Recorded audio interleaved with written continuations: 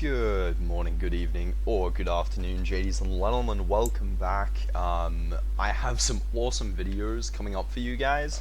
I firstly just want to tell you a bit about them. So we have a bug I found on Meta. We have stored cross-site scripting. It's just being edited at the moment, and we have a critical bug that got me a just under $5,000 payout essentially, which was account takeover via puny-coded email, which is really cool. It's an awesome vector. I made a video on it like 7 or 8 months ago, but I think it was 7 or 8 months ago, I can't remember. But anyways, it was taken down wrongly by YouTube, so I'm going to be more careful this time and get that back up for you guys with some actual live hunting and a proof of concept. And I built a whole lab for it as well. Like, you guys can literally just do this with no setup, and also I show you 3 ways to do it without burp collaborator, yada yada yada. Anyways, let's get into the video. So we're going to be covering HTTP request smuggling today, and this might look really complicated, but I promise you it is stupid simple, and it's going to make sense as I explain it and as I show it. So if you feel overwhelmed, just keep watching the video and it's going to start clicking in your brain. Okay, I promise you, but you've just got to keep watching and not skip around this video, or it might get a little confusing for you. And as always, take a shit ton of notes, okay? All of the notes you can do. So, what is HTTP request smuggling? Why does it happen? So the prerequisites for this to happen, essentially what it is it's when an attacker can smuggle a second request behind that of a victim. So you visit a site, and as you do that, the attacker adds in a second request. Obviously a pretty severe vulnerability, right? But if that explanation was confusing, I know it wasn't great, it'll just make sense as I do it, trust me. So what are the prerequisites for this? How does it work? First off, we need a front end.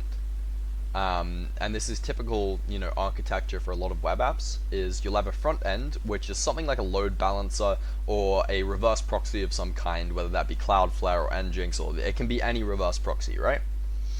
So basically, for performance, the front end will reuse a single TCP connection rather than opening a bunch of new connections and draining the resources. It just keeps one open to communicate with the back end and send a lot of HTTP requests one after the other.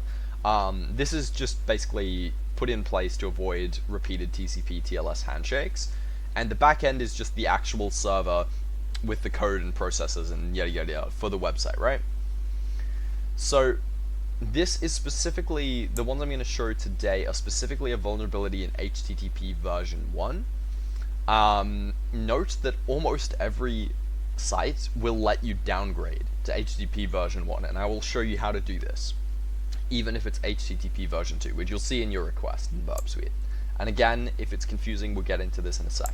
So HTTP 1 decides message boundaries in 2 different ways: content length or transfer encoding. Basically, these 2 headers are the way the server is going to read the content in the HTTP request, so essentially the data we're passing, and they tell it how long the content we're sending is and when it ends, if that makes sense. So they just go, hey, this little bit here is the message, it starts here and it ends here. Okay? Now, sometimes there might be a parser discrepancy where the front end might understand content length while the back end understands transfer encoding, or vice versa, and they might disagree with each other. So what an attacker can do is send a request that contains both of those headers and content as well. So I'll give you an example here. Basically, the front end is going to read the same content in a different way than how the back end will read the same content. So in this scenario, the front end accepts content, I believe.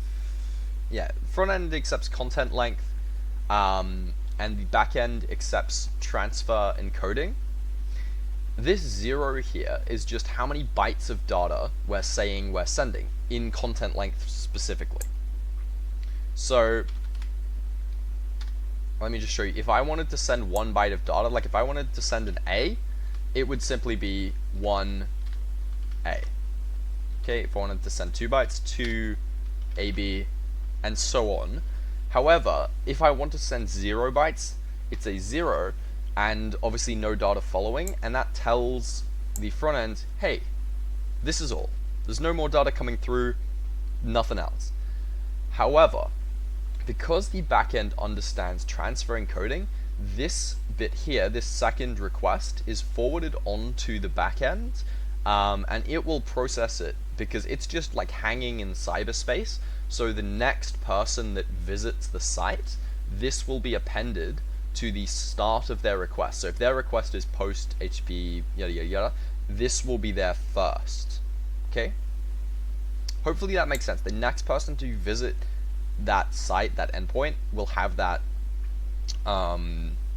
request appended to the start of theirs. Obviously there's different things you can do with this. You can try and get cross-site scripting, or capture their request. You can do a bunch of cool stuff. But put simply, an attacker can hide a second request inside the first one, and the front end thinks the request is finished while the back end treats the leftover bytes as the new request. So obviously, as I covered, now the new request can be malicious and can be exploited to access sensitive data and bypass security controls, yada yada yada. So our first step is we are going to demonstrate a CL.TE vulnerability. If you don't understand the notation here, CL stands for content length, TE transfer encoding. So we have CL.TE and TE.CL vulnerabilities. Whoa. So CL.TE is just the front end understands content length, and the back end understands transfer encoding. So we're going to get into a lab now and just demonstrate a CL.TE vulnerability. Actually, hang on, let me just see if there's a simpler lab I can show you guys. Hold on.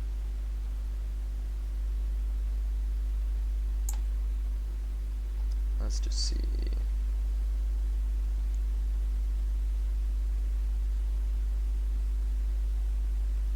No, okay.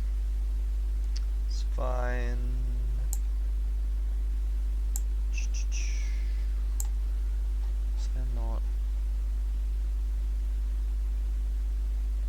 Ah, here we go.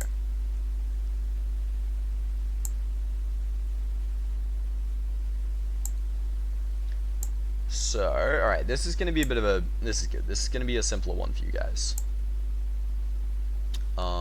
Basic CL.TE, basic TE.CL. Okay, this is going to make it a lot simpler. That's good.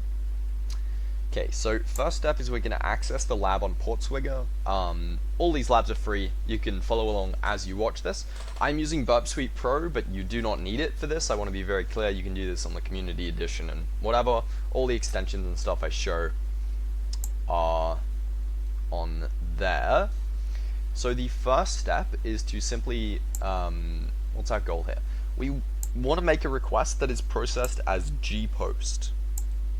Now, if you've been following, I think you may understand how we're going to do this.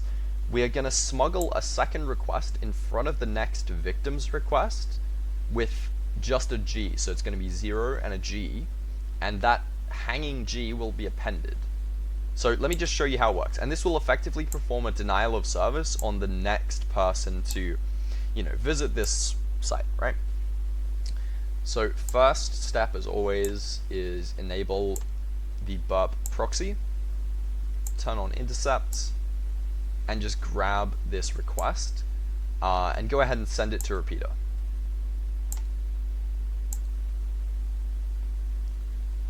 So the first step for confirming a CL.TE vulnerability is we want to make sure that we are using HTTP version 1 by clicking protocol HTTP version 1 or changing it here if you're using something like Kaido and not Burp Suite.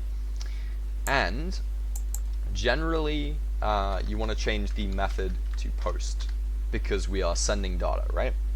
So we can just send this empty request, and if we get a 200 OK, then we're good to proceed. So now if we add anything here and have update content length checked, we'll see that Burp Suite will automatically add a content length. Now you might be thinking, why is it 12, right? Anything is only 1, 2, 3, 4, 5, 6, 7, 8. It's only 8 characters. Why is the content length 12? Well, that comes down to something called carriage line return feed characters. If you look at this funny little icon here, and we go ahead and check it, essentially what you'll see is these little things. They basically inform, to a computer, they inform of the end of a line in really simple terms. And so what you're going to do to manually figure out content length, which you will need to do at some point for certain vulnerabilities, is just count them. Okay, 1, 2, 3, 4, 5, 6, 7, 8, 9, 10, 11, 12. Count them to the end of your content, okay? So all of these are what you count, and that equals 12. Alright? So, now let's go ahead and exploit this vulnerability.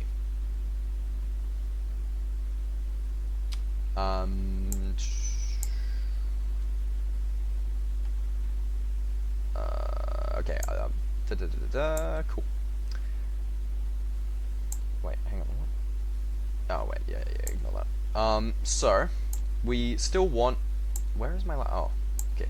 We still want to keep, update content length on for now. We can actually just delete that header. It'll do it automatically. And then we need transfer. Do I need a capital on this? Forget it. Yes. Transfer dash encoding chunked. Alright? This just kind of tells it, hey, here's how you should handle data. Then we're going to add a 0, and so I don't solve the lab, I'm going to add an X. Send it so we get a content length header. Okay. Now, if we send it again,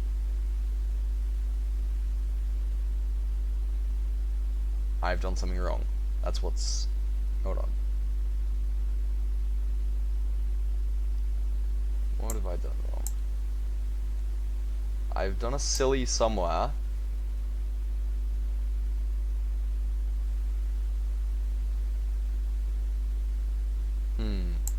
Hold on. I think, actually...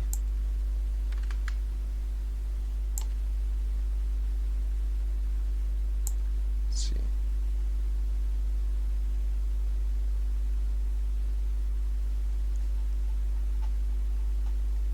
Why is it not playing nice? Hold on.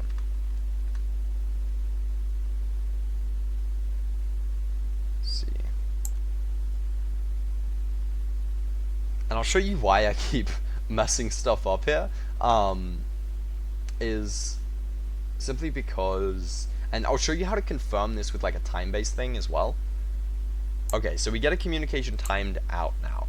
What that means is it is looking for more content. It's looking for the thing after no content because it's expecting content, and that is causing a timeout because it keeps the connection open waiting for more content, and then it will, as you can see, we're going to get waiting, and then it's going to give a timed out error again because it's waiting for more content to come through.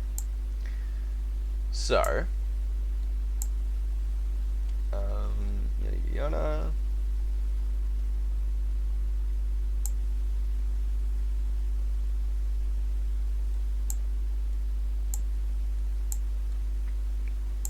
Oh, and I should have mentioned, there are 3 types of confusion, which is called a desync.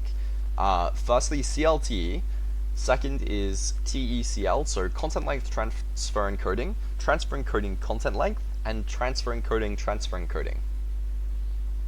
Alright.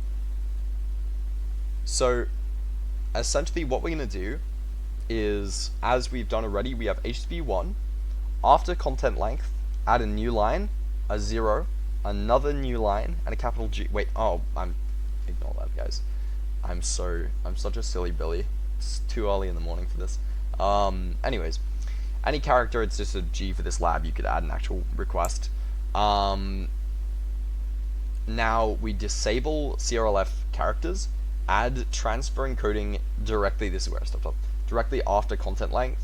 Now it sees the 0 and assumes that that's the end of the data, but we still have that G, like I was saying, floating in the system. Now any victim sends a normal request, they get a 403 unrecognized method G post in this case for the service, causing a denial of service to that victim. Obviously just for one person it's pretty harmless. They could just reload the tab. So we just need to disable this, send this request. It should time out.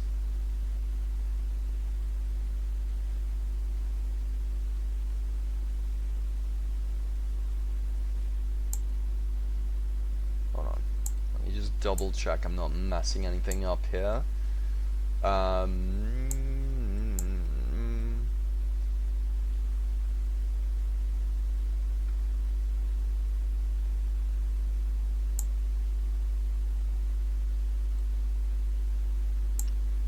Alright.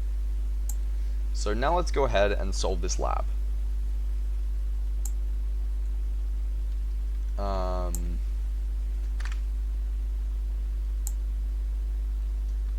Just out of curiosity.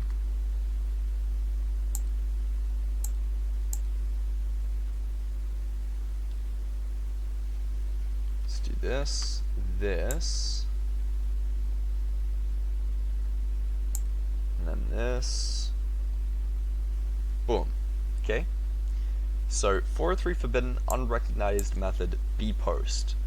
So the front end goes, 0 bytes of data. Well, nothing else is coming. Back end, here you go, here's the request, everything's safe, there's no more data. Back end then gets this B is hanging in cyberspace, and it just hangs there until someone else visits the site and makes a second request, which is our victim request here. And when they do that, that second request has the B appended to the start of it, and that causes this unrecognized method B post error. So we can go ahead and solve the lab by switching that B for G, send it once, we get 200 OK, send it again, and this could be any request, and we get unrecognized method G post. And congratulations, you have solved the lab. Okay. Let's move on. Now let's look at a transfer encoding content length vulnerability, which is simply the inverse of this one. And we'll give it a moment to load. In the meantime, let's get into the theory of this. So, same prerequisites as before, a post request using HTTP version 1. This time it's, like I said, working in reverse. The front end processes transfer encoding, while the back end is processing content length. We can this time send a request, something like this one, so posts HTTP version 1, host vulnerable website, content length, whatever, transfer encoding chunked, 8 for the 8 bytes of data here, smuggled, and then a 0. Alright, so note the front end is transfer encoding, alright, back end is content length. So the front end server processes the transfer encoding header, transfer encoding chunked here, and so treats the message body as using chunked encoding. It processes the first chunk, which is stated to be 8 bytes long, up to the start of the line following smuggled. It processes the second chunk, which is stated to be 0 length, and so treated as terminating the request, the request is forwarded to the backend server. The backend server processes the content length header and determines that the request body is, in this case, 3 bytes long, up to the start of the line following 8. Okay, so right here before smuggled, the following bytes starting with smuggled are left unprocessed, and the backend server will treat those as being the start of the next request in this sequence. I know it sounds complicated, but we'll make it simple. Again, let's go ahead and intercept a request, send it to repeater, turn off intercept. You'll note that this one is using HTTP version 2. That's okay, we can simply downgrade it. Now we want a post request so we are able to send data.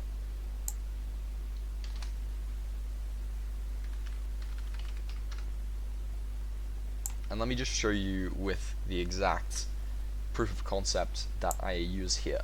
Okay, so content length 3, transfer encoding chunked, 8 smuggled.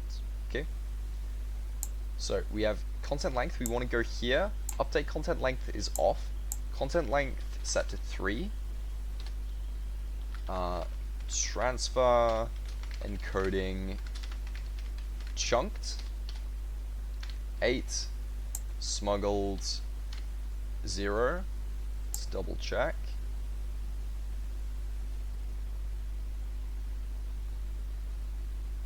We may have to play around with this a little bit and see what works.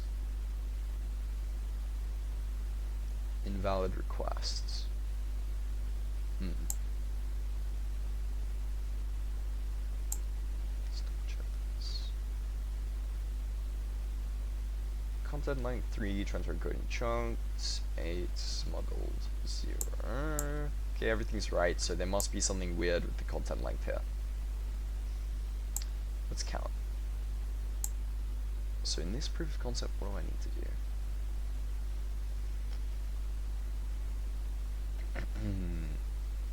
Up to the start of the line following smuggled, versus the second chunk.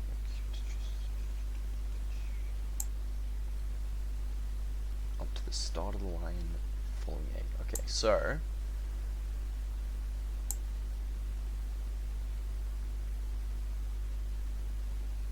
is 1, 2, 3.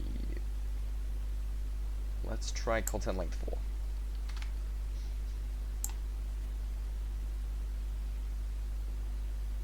Invalid request. Hang on, wait. Let me just read this lab.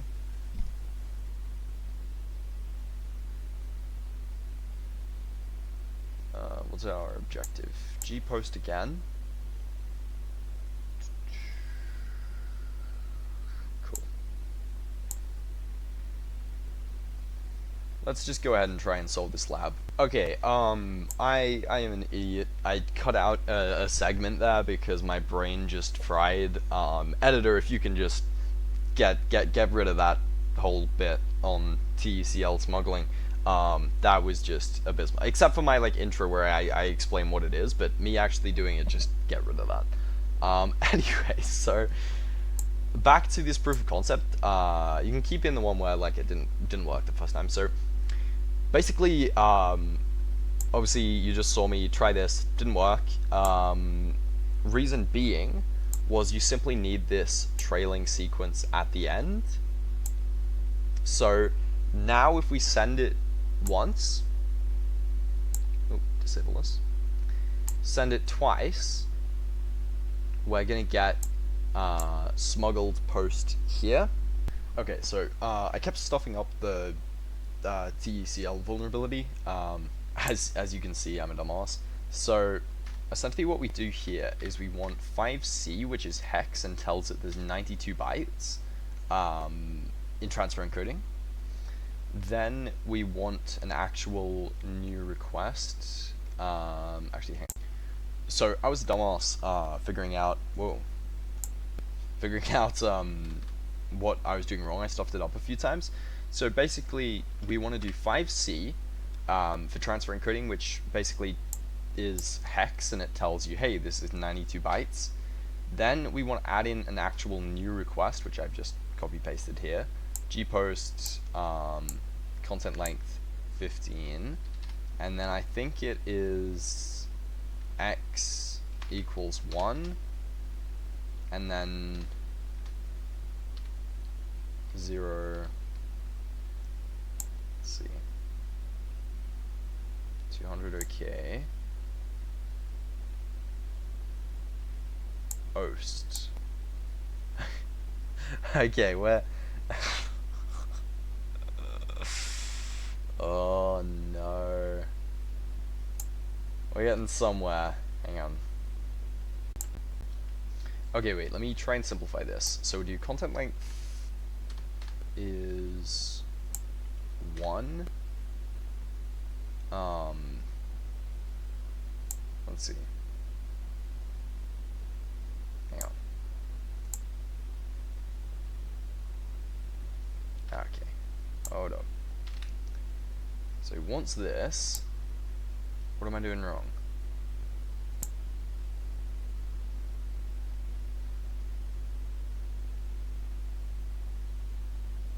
Wait. Do I? No. Let's try that again.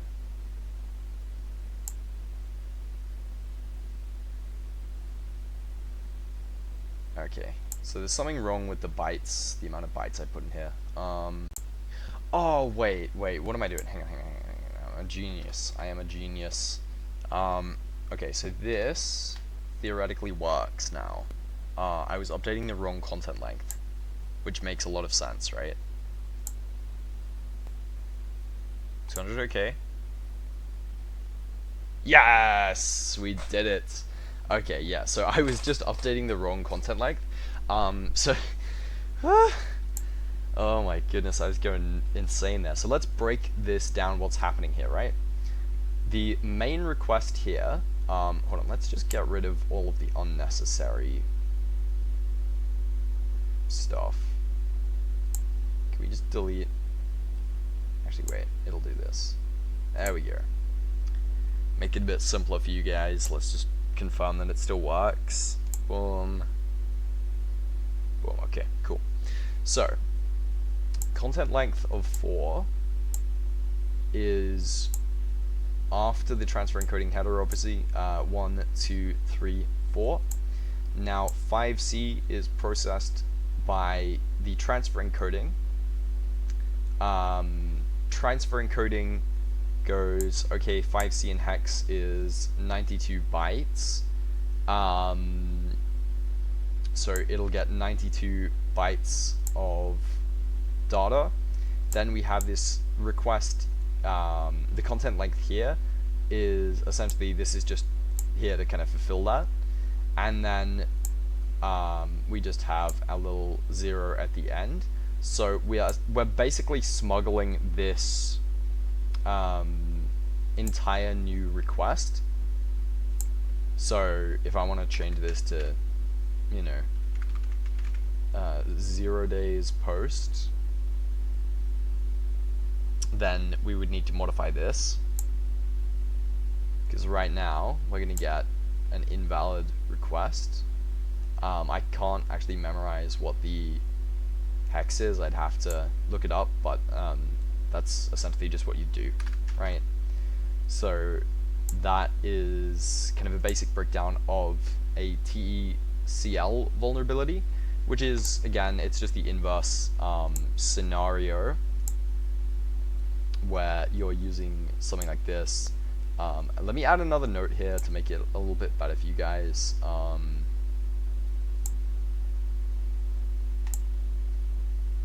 Let me just log in. Alright, so I think a good, oh, why, okay, cool. So let's add another sticky note here. By the way, I'm sharing this in my private group, this kind of cheat sheet for the whole thing, but feel free to take notes. Oh yeah, I forgot to mention that. I have like people ask me to build like a bug bounty course, but I hate making courses. So basically I just teach people one-on-one. It's capped at like 100 members. It's like 13 US dollars a month or whatever. It's crazy cheap. It's just like a barrier to entry. So if you're interested, there's a link in my YouTube description, but YouTube channel bio, whatever it is. Anyways, that's not meant to happen. Hold on. Why do I not have clipboard history?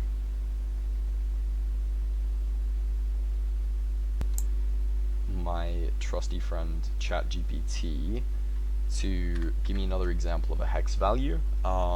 So this is arbitrary, by the way. This can be a Z, this can be a whatever. It's just to satisfy the content length. You want to make sure you have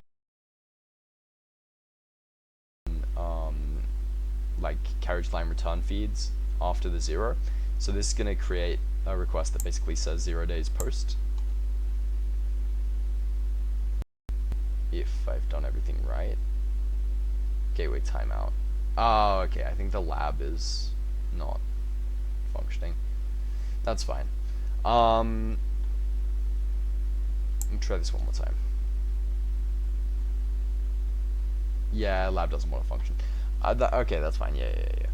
But regardless, that is an example of another hex value that's just more bytes, essentially.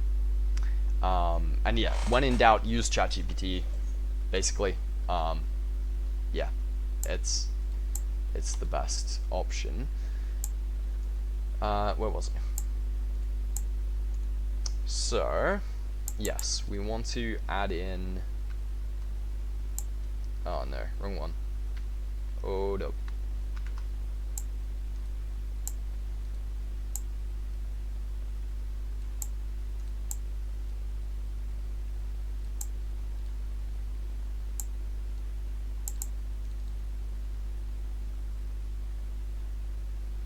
Oh, did that not paste the whole thing?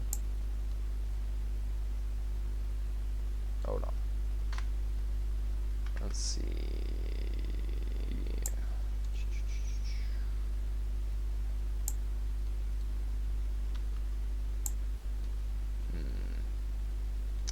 Have a suspicion this is the whiteboard doing it, so I'm gonna pop this into Notepad. Yeah, it is. Okay. Let's just remove some arbitrary stuff that we don't need.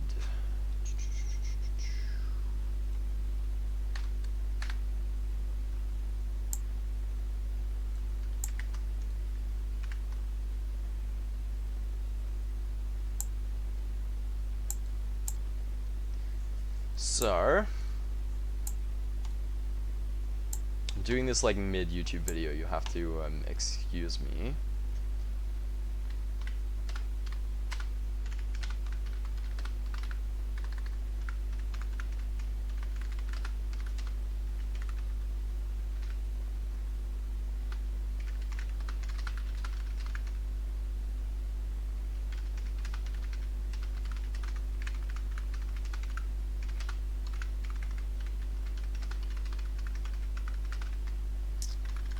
So yeah, basically, as I was saying, 5C is the hex value.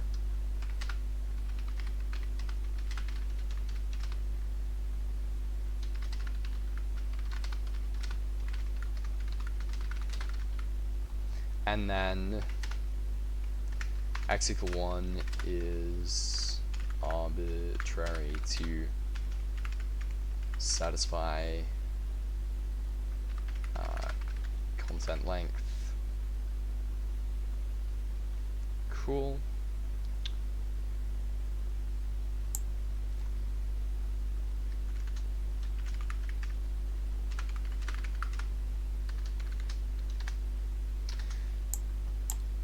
So, actually, you know what? I'm just going to put this cheat sheet in the YouTube description as well.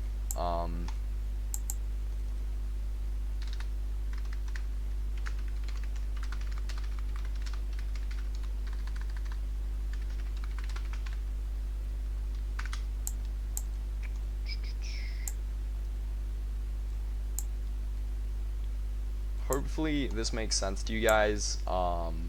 If you're confused on anything, naturally just feel free to leave a comment and I'll help you out.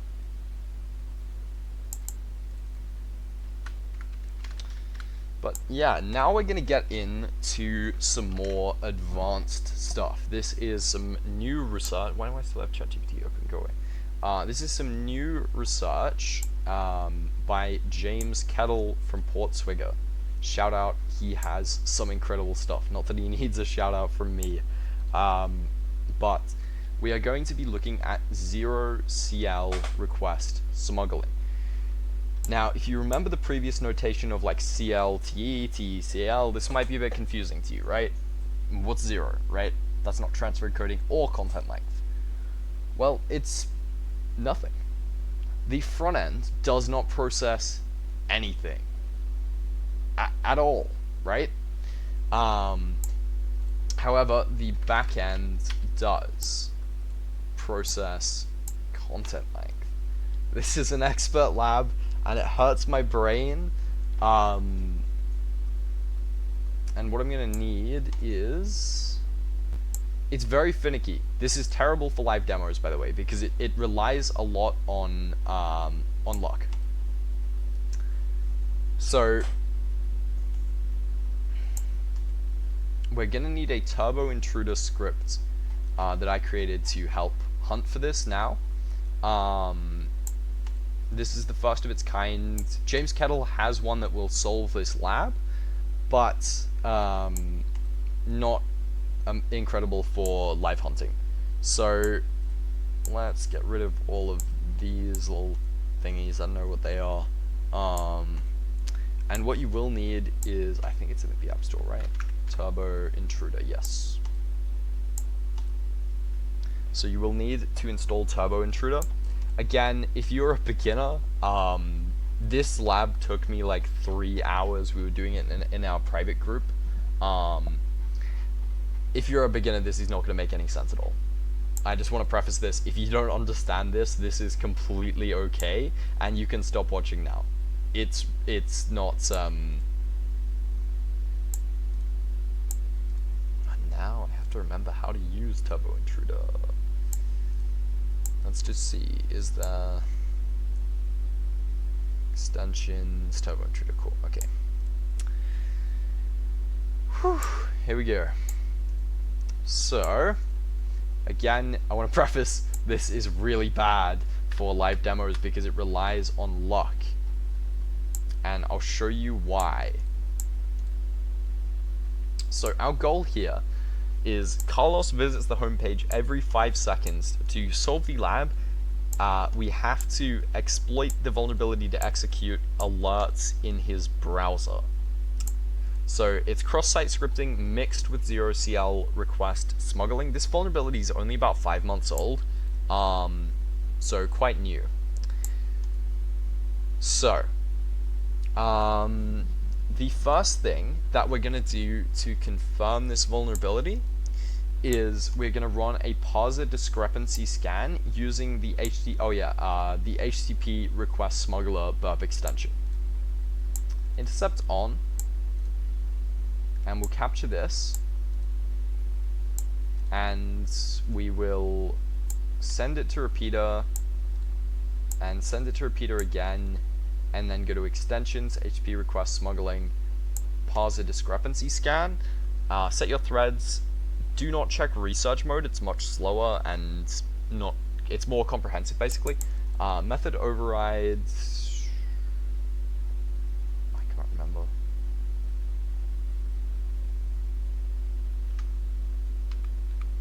We'll try post, it may actually have to be get, it's very finicky. Hang on, I did set that up right, didn't I? Extensions, HTTP request smuggling, parser discrepancy scan, report to organizer, yes, okay.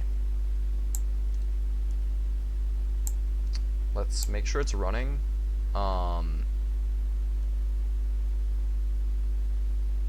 It's not. Okay. So view filter, we want only extensions so we can simplify this view.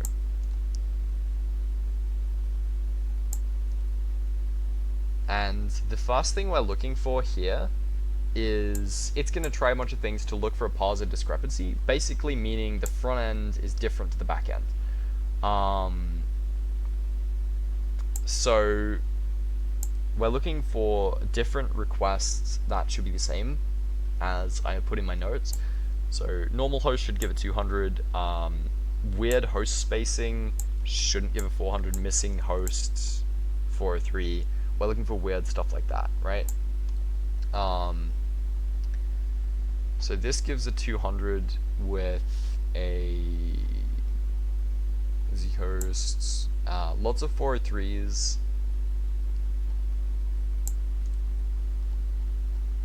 Um, 400 error. Only one content length header should be provided.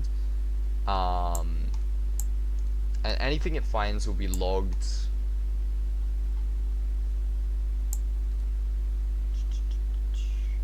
I think we may have to do a get request.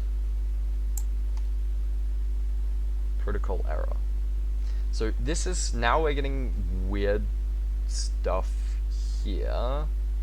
Protocol error, 43 bin, 200, 200, 400, 400, 400. Let's filter by like content length.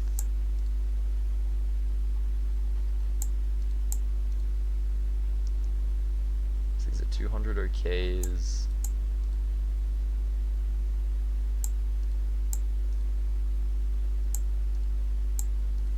Okay, these are all the same.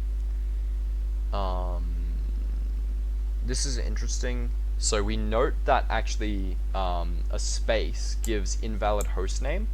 So this format is going to be important. And it should actually pick up on that. Yeah, so space host invalid, like I was saying. Yeah, so this is an interesting one. We're going to keep an eye on this, and then we're going to keep going. So let's call this our victim, or let's call this our normal request, and let's call this attacker, and we also need a static resource. So now we've got to look specifically for, we'll just navigate around the site. We are looking specifically for XSS vector. Okay, so there's an XSS vector here. We're gonna do it a bit more creatively though.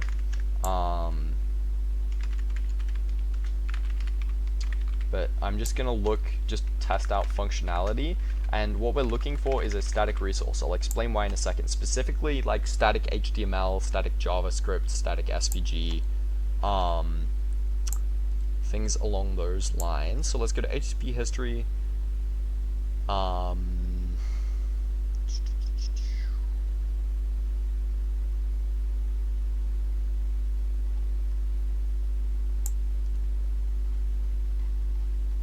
the host should be this lab.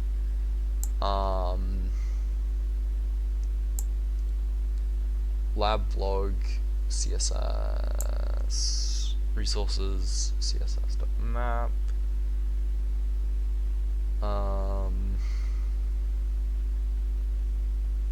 CSS will work, but I think we need to keep exploring.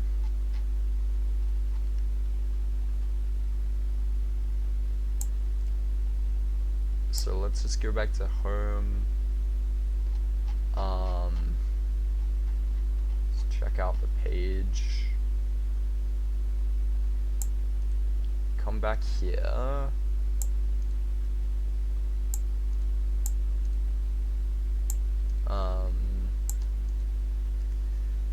Okay, so resources, CSS.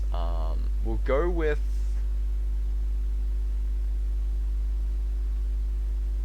for now. I'm not sure why there's not more. It's fine. We'll go with this for now. Just send it to repeater.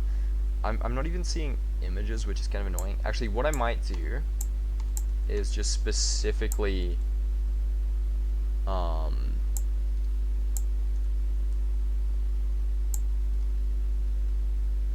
grab this image as well.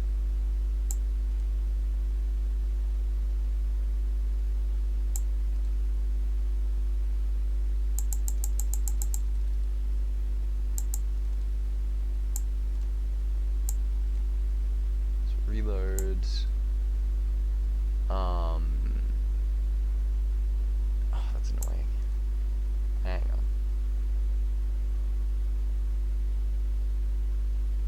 Okay, we'll just save this for later as static resource. Oh wait, hang on, we have this. It's fine, it's fine.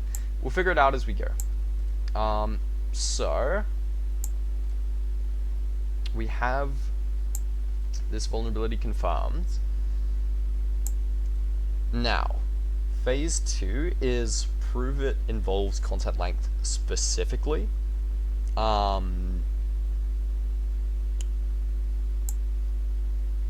So we are going to post HP1 content length 1x. What we're expecting is the request eventually times out because the front end doesn't see content length, so it thinks there's no body and forwards it to the back end immediately. The back end does see content length, expects 1 byte, and waits forever because the front end doesn't see content length, so it doesn't forward this X. And you might be going like, well, it's not forwarding any data, so how is this exploitable? It's gonna get weird. It's gonna get real confusing in a minute, I promise you. So,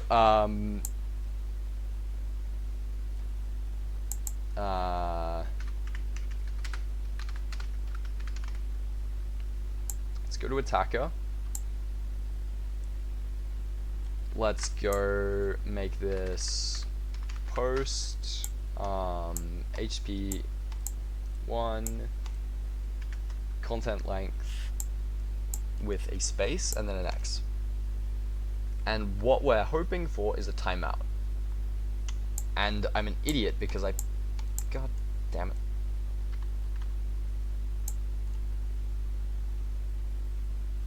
Because I put auto update content length. But this is good news. Okay, so this confirms that it is a 0CL vulnerability because we get a timeout. Because the front end doesn't read content length, so it doesn't forward this X at all. And the back end does read content length. It sees a content length of 1, so it waits for more data, but there's nothing coming because the front end didn't send this X. So this hanging confirms the vulnerability, but the connection is a deadlock and it's not exploitable yet. So now we need a static resource. And why? This is gonna make a bit more sense now. So it essentially forces the backend to respond before reading the body, so it won't time out. And this is the default behavior on Apache and PHP and like every major framework at the moment. So essentially we need some kind of static resource to make probably a get request to. I mean, let's just see if this exists, I guess. I think I took my notes from this lab, so who knows.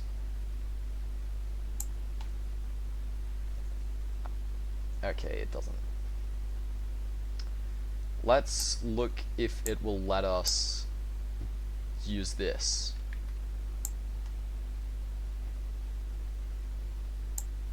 Let's see. Gives a 404, so it probably won't. We're probably going to have to do some more hunting, but that's fine. We have an image from before, actually. So I think we just copy the image URL. Yeah, okay. But the backend does respond, actually. You'll note it doesn't time out. Even though it's 404, it doesn't time out anymore. Whether if this is like slash anything, it's still going to time out, right? So we actually know that this CSS resource will work, even though it gives a 404 error, just because of the fact we're calling a static resource. But let me just show you with an image too.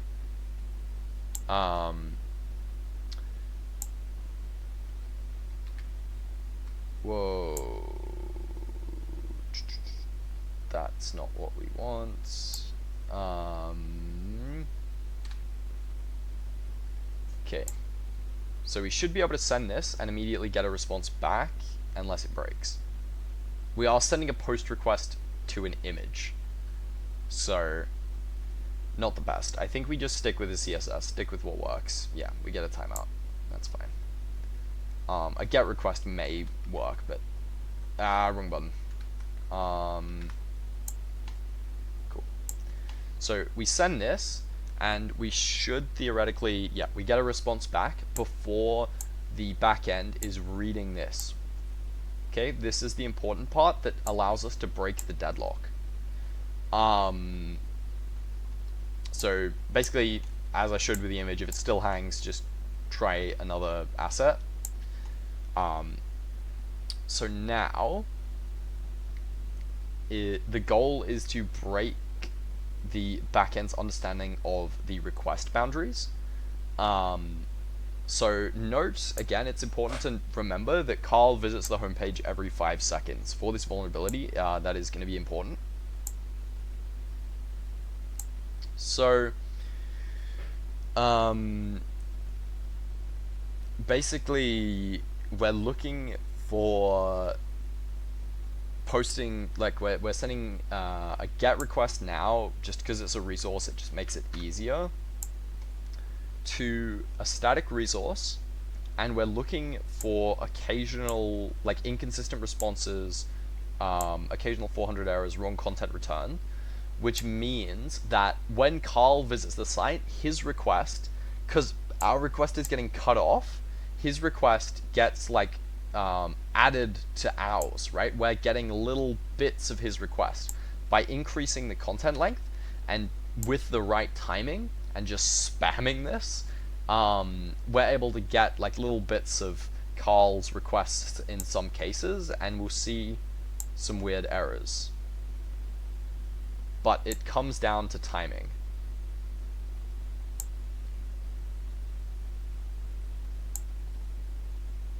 And essentially, you would just spam this a bunch of times until it works. See, there's a 400 bad request. Boom. 404 not found. 404 not found. We're going to time it. We're going to get Carl. Accidentally skipped over that 400. Will it come back? Oh no, I did it again. Hang on. So we get a invalid request here.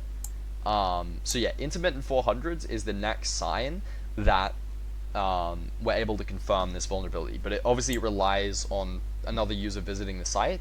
Obviously we can emulate that just by sending requests ourselves, but Carl does it for us, just for demo purposes. So now, oh no. Now we have to somehow attempt to smuggle a second request, and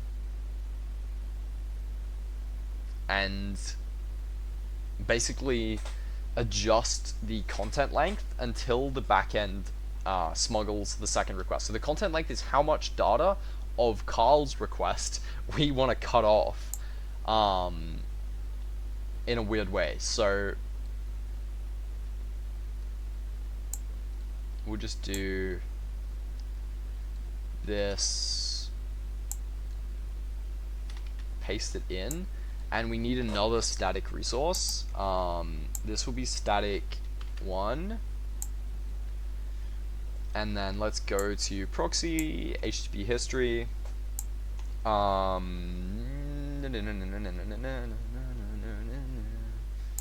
What's this one? It is labs blog CSS map, and this is a different one. So we will send it to repeater,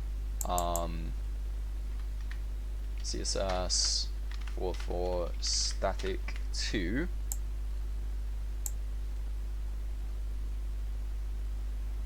For not found. Awesome. This is the tricky bit because it's a lot of timing. So oftentimes you would use Turbo Intruder to do this. I have a script, so I'll show you in a sec. But we're going to attempt it manually and mess with stuff.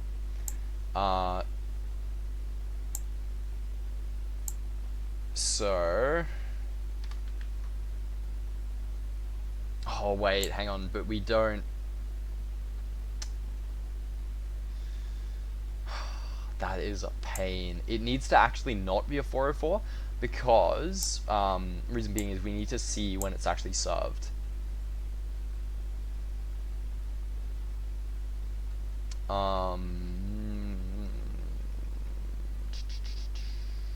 Okay.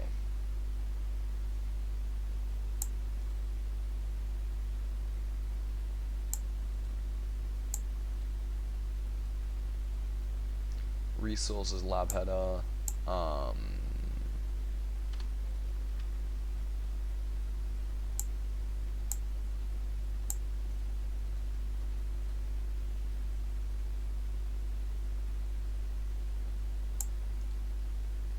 Sort by extension.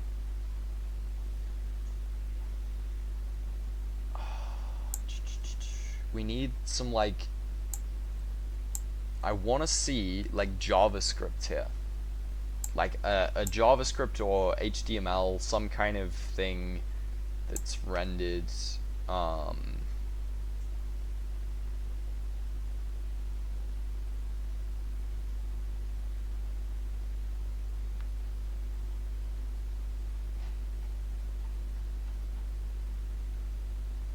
We just need to see something here. Let's have a look in DevTools. Resources, CSS.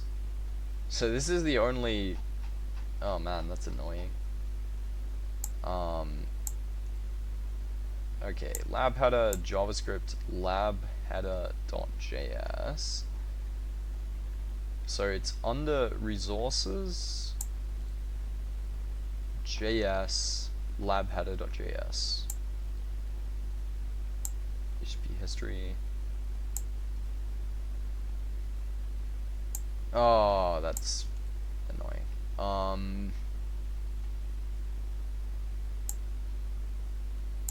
Oh, it's hiding. Oh my days. Oh no, that explains it. Okay, there we go. See, now we have SVG resources. Let's grab JavaScript though. Resources, lab header. Cool. Okay. So now let's go back to Taka and add this in, and you could obviously automate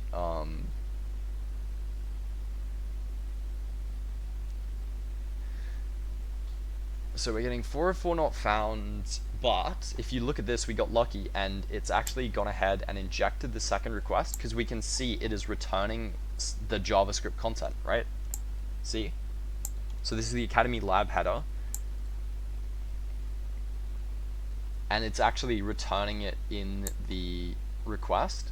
So we're able to smuggle another resource, another request in there. So see how we're getting these weird broken requests now?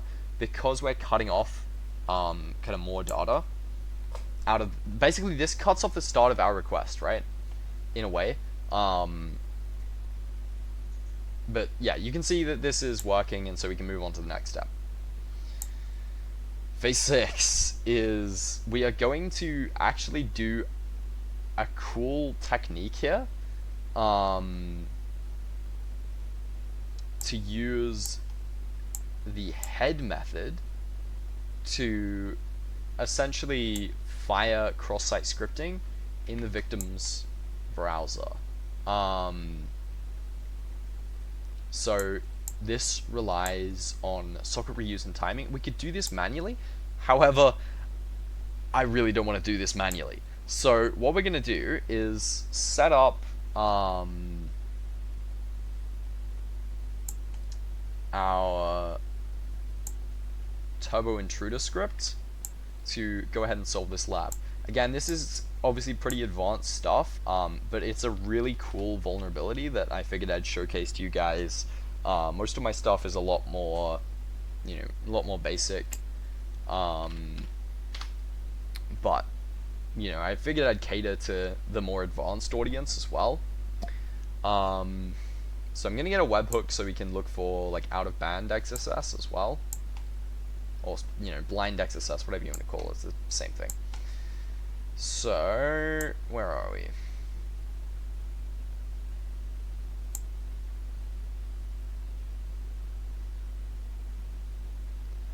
Put in our XSS. Sorry, our webhook.site. Why did I say? So this is going to attempt to get XSS via both the user agent and the head methods.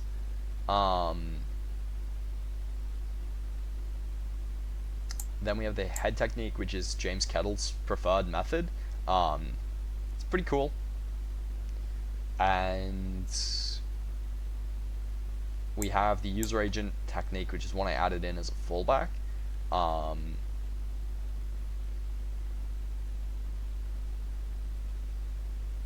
And then this should be all good to go. Obviously, it's still got all the usage instructions, blah, blah, blah, blah, blah.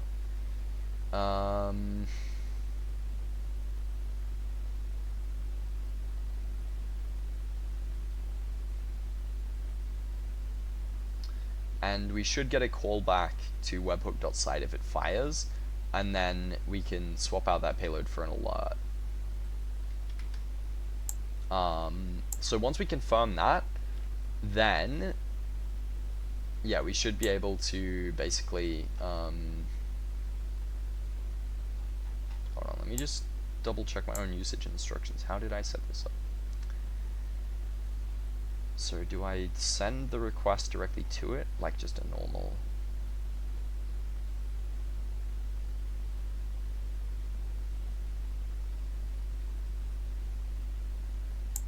Okay, I think I just literally just load Turbo Intruder.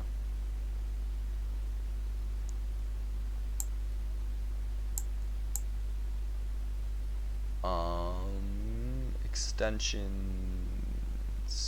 Oh man. Extensions, Turbo Intruder, send to Turbo Intruder.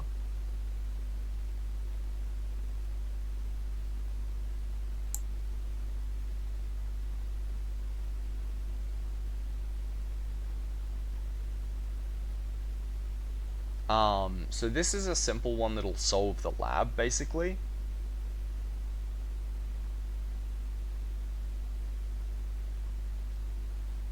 So you obviously input your host. It looks at the static resources, and then this will be prefixed to the victim's request, so the payload will be here, and it's gonna fire an alert. So this is the one that'll solve the lab, and I'll solve it, and then I'll show you my variant. By the way, this is terrible for live demos. It relies purely purely on DOM-lock and timing with call. So it should just be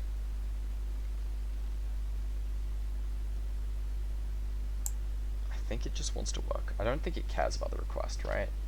Just to get, let's see.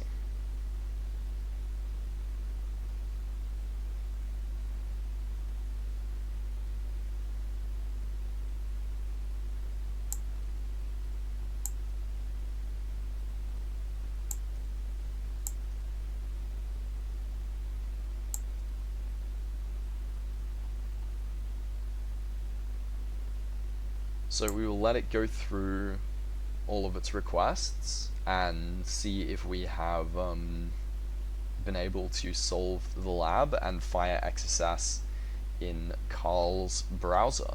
And then I'm going to go ahead and show you my variant on this script, which is a little more applicable to actual bug bounty hunting.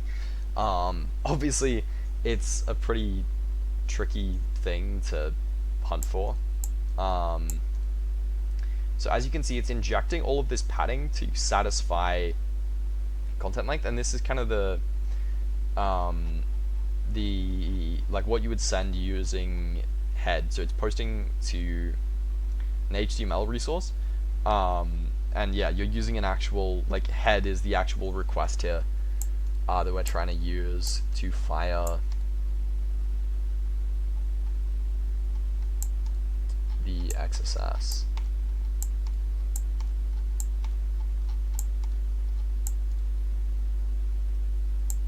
And if we reload the tab,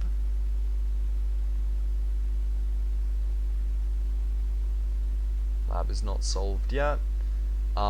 It's just going to be a case of literally just letting this run. Let me just see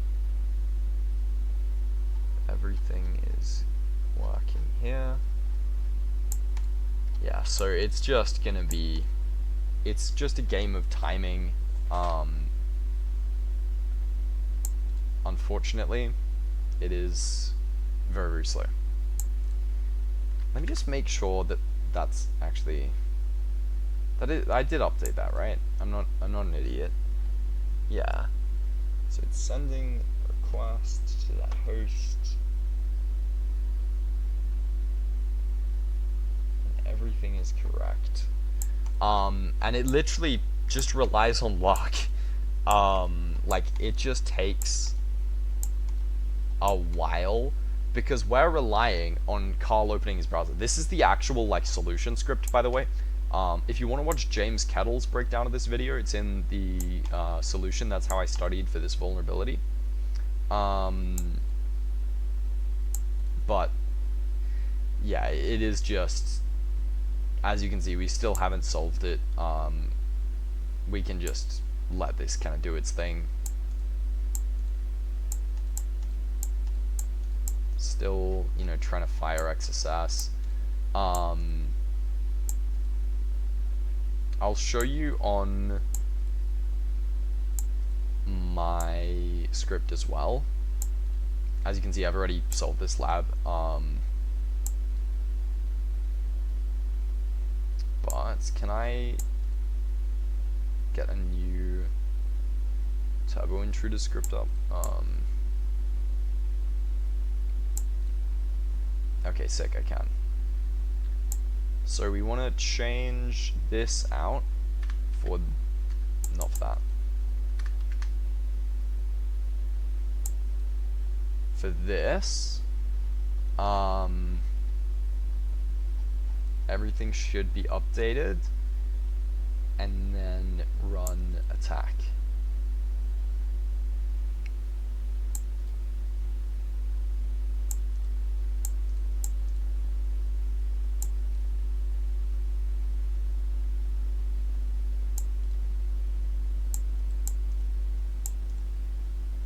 I'm not sure if 404 requests will actually work for this.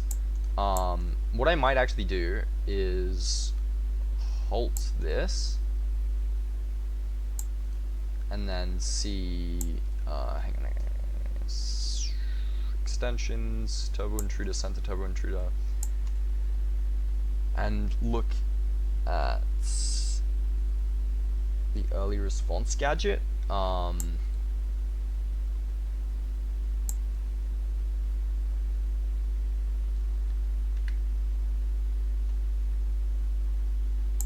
Change the gadget method to get, as it's actually less finicky in this case.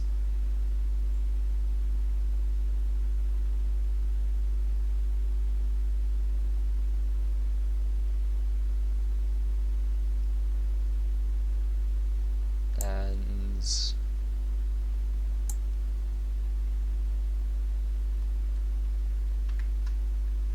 swap out the head request in one of these for, like, oops, my bad. For this, I'm actually going to update this on my GitHub, just so people can, you know, get creative and use it to solve the lab, because James, I don't think, actually shared his scripts. I just pieced it together from much trial and error and watching back his YouTube video 50 billion times.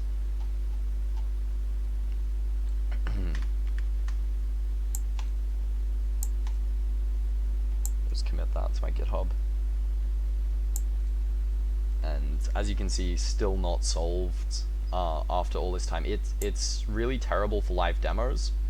Like I was saying, it just doesn't like to cooperate.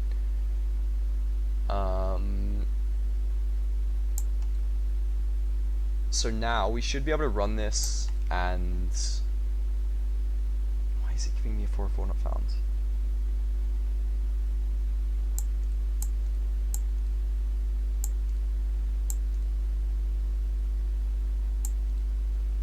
So yeah, it's going to go ahead and do a similar thing to James Kettle's here, but simply it's going to try and fire XSS that sends a callback to webhook.site. Note, it is not perfect. It has a ton of bugs. I'm not sure if it's even functional, so. Oh man. Oh man. Alright, we're gonna reset this.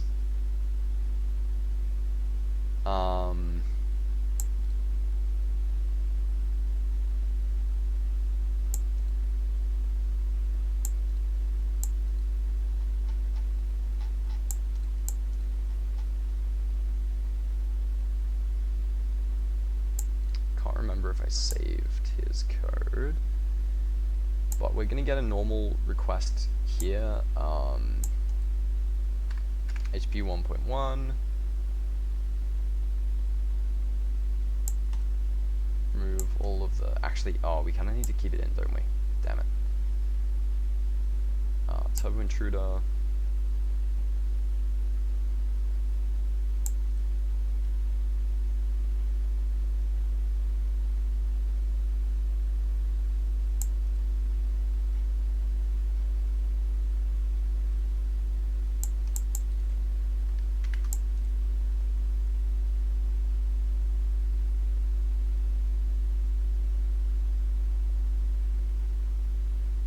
So yeah, as you can see,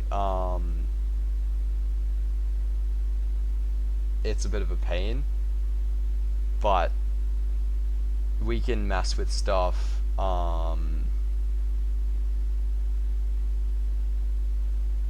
and try and, you know, use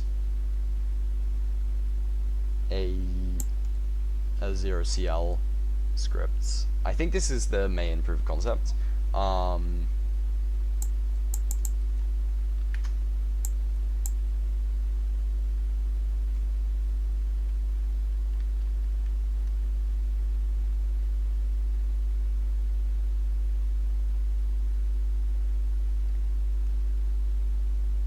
So this obviously isn't the right one, but it's an example how it can be exploited.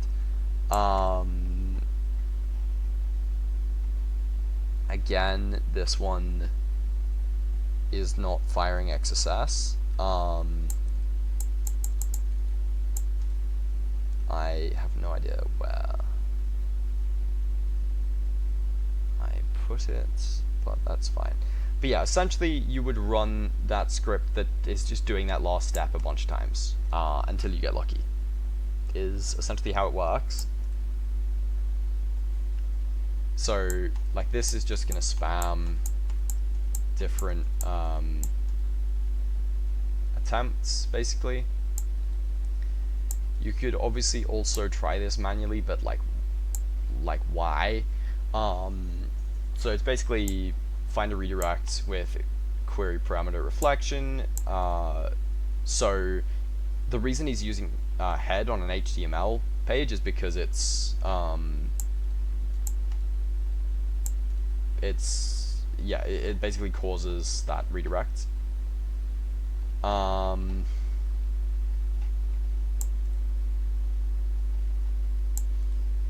yeah, essentially we're using that. If you have another like XSS gadget here, like if you find another vulnerable endpoint, you can also just direct the victim there, right?